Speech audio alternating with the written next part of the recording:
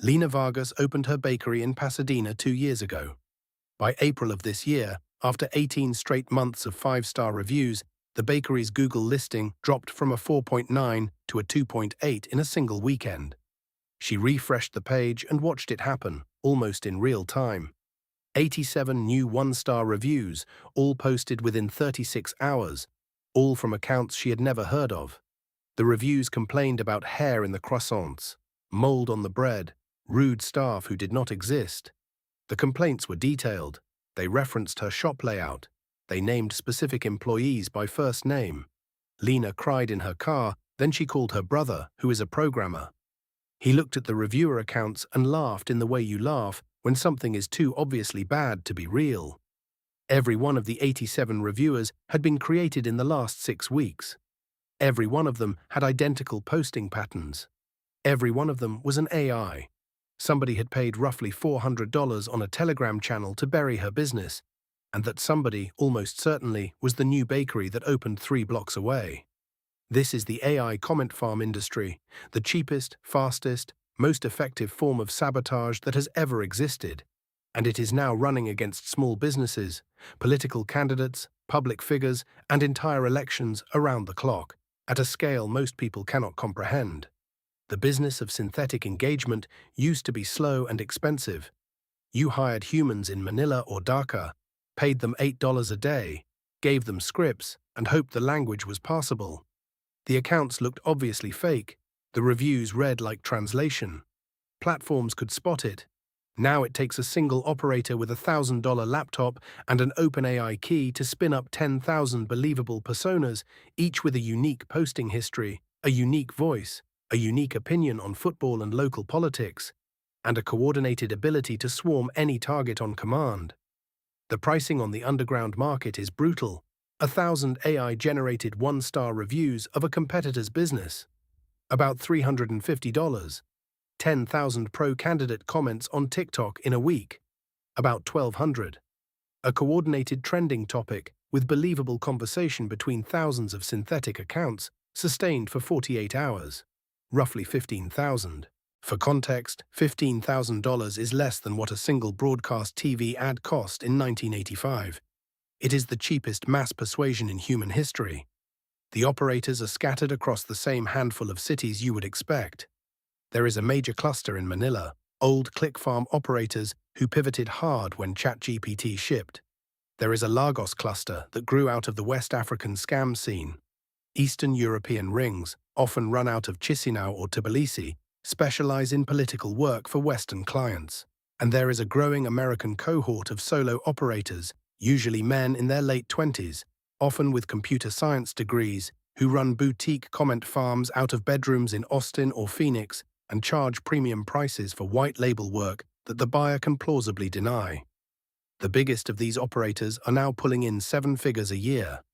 None of them have ever met the people their comments target.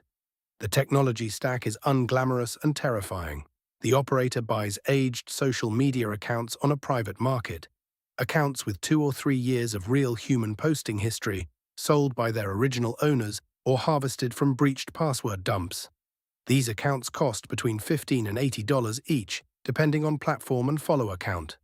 The operator loads a few hundred of them into a control panel. Software called BotForge, Engager, or one of about a dozen competitors, and connects an AI model. The model is given a persona for each account: hometown, hobbies, political leaning, writing style, typical posting time. Then, when a job comes in, the operator pastes a target URL and a goal. The model generates thousands of unique comments, schedules them across the persona accounts, varies the timing and the typos, and pushes them live. The whole campaign takes about 20 minutes to set up. The platforms detect a small fraction. The campaign runs. The victims are people you would not normally think of as targets. Small business owners are the largest single category: restaurants, salons, dentists, contractors, anyone whose livelihood depends on a star rating. A single coordinated negative review campaign can cut a small business's revenue by 30 to 50% within 2 weeks. Most owners never figure out it was deliberate. They assume they had a bad month, then a worse one, then they close. Researchers at the University of Washington, who studied this in 2025, estimated that more than 40,000 American small businesses have been forced to close in the past 2 years because of competitor-funded synthetic review attacks. Most of those owners never knew their competitors had paid for it. They thought they had failed on their own. Political campaigns are the second category and the most dangerous.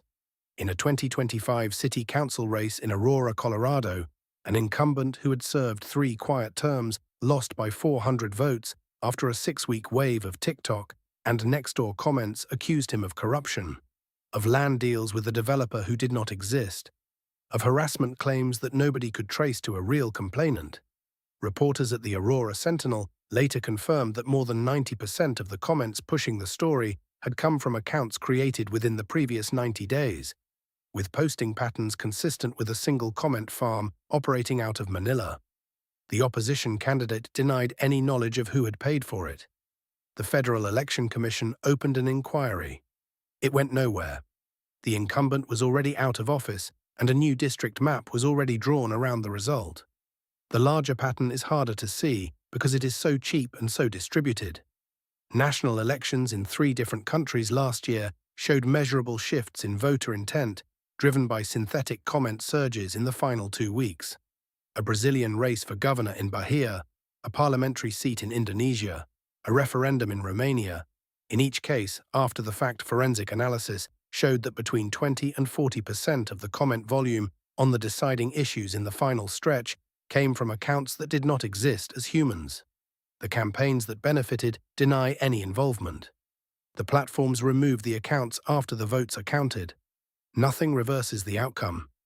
A researcher named Adeiz Obi, who runs a small Lagos-based watchdog called Comment Forensics, has spent 2 years building tools to detect synthetic comment swarms. Her method is straightforward. She looks for accounts whose posting cadence, vocabulary clustering, and emoji frequency fall inside very tight statistical bands. Then she traces the network connections between them. She catches roughly 65% of synthetic campaigns within 48 hours. She publishes them. Almost nobody reports it. She has had 4 lawsuits filed against her, all settled or dropped, and 1 direct threat that she takes seriously enough to keep her home address out of any public record. She told one interviewer last year that the platforms know how bad it is and do not want it measured publicly, because the real number would frighten advertisers more than it would frighten users. Her estimate is that on any given week, somewhere between 12 and 20% of all engagement on the largest social platforms is synthetic. On certain trending political hashtags, in the final days before a vote, she has measured it as high as 60%. There is a second layer of victims that almost nobody talks about. The real users whose old accounts get harvested and turned into synthetic personas. A retired teacher in Ohio named Margaret Halloran reused the same password across a dozen old forums. In 2024, one of those forums leaked. 2 years later, her dormant Facebook account, which she had not logged into since 2019, suddenly began posting in Portuguese in support of a Brazilian gubernatorial candidate. By the time her granddaughter noticed and helped her recover the account had pushed out roughly 4,000 comments in 3 weeks. Margaret never authorized any of it. She had become, without knowing, a foot soldier in someone else's campaign. The platforms eventually deleted the comments. They never told her how many real people had read them, replied to them, or changed their minds because of them. The people who lose to this rarely know what hit them. The bakery owner in Pasadena spent $8,000 on a reputation management firm that filed dozens of takedown requests, of which Google honored about a third. The reviews kept coming back, regenerated by a different farm with different prompts. She eventually moved her business to a delivery-only model and stopped relying on her Google listing entirely. She told a local reporter that she does not think she will ever trust an online review again from anyone for anything. She is not wrong to feel that way. The category has been broken. For regulators, the problem is jurisdictional and definitional. Synthetic comments are not yet clearly illegal in the United States. The FTC has begun a slow-moving rulemaking process. A handful of state attorneys general have brought cases under deceptive trade practices law, with mixed results. The European Union has somewhat sharper teeth under the Digital Services Act, but enforcement is selective and slow. Meanwhile, the platforms themselves run paid services that look uncomfortably similar to what the comment farms sell. Boost posts, sponsored visibility, paid amplification, and the line between paid amplification and synthetic amplification is something nobody on the corporate side wants to draw too clearly. What can a person actually do in a feed where 1 in 5 comments is fake? The defensive moves are simple, but most people do not know them.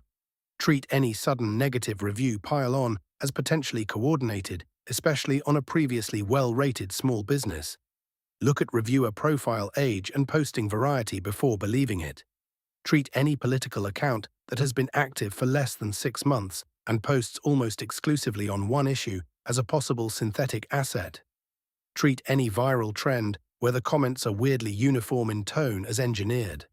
And when in doubt, look at the original source, the small newspaper, the actual candidate website, the business's own staff, before letting the comment section tell you what to think.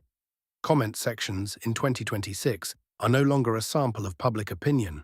They are an output of whichever party paid the most that week to manufacture it. The crowd you think you are reading is, increasingly, not a crowd at all. And the businesses, candidates, and ordinary people being crushed under those fake crowds are running out of time before the wave hits them too.